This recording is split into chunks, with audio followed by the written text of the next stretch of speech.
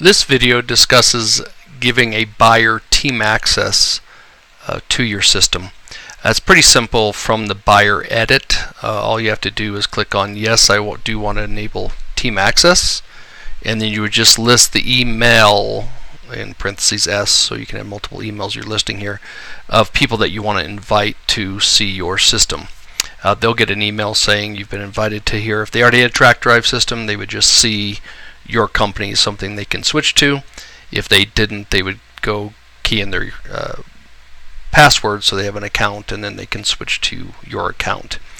We do that so that as they get invited to multiple companies, they only have one login and they can switch to all the companies that have invited them to the same email. Now, when you say give someone team access, it's not just magic on what we're giving them permission to. In our when you go to Teams and you say add a team, when you go to add a team, you could say I'm trying to add a traffic source or a buyer, but this template right here for the buyers is what we're going to create as a team access permissions for someone you add on the fly here.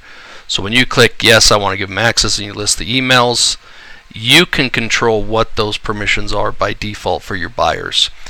So I'm going to edit the template, and you can see in here it's already set up for buyers to get to have the most common permissions, and I'm going to go over what these permissions are in a video about the permissions, so you'll have to look for that video to figure out what all these settings are. But again, inside the buyers, what they can edit in their buyer record and what they can see for calls, you set up what the defaults are in this template, and when you add a buyer on the fly inside the buyer record, they are able to get those permissions.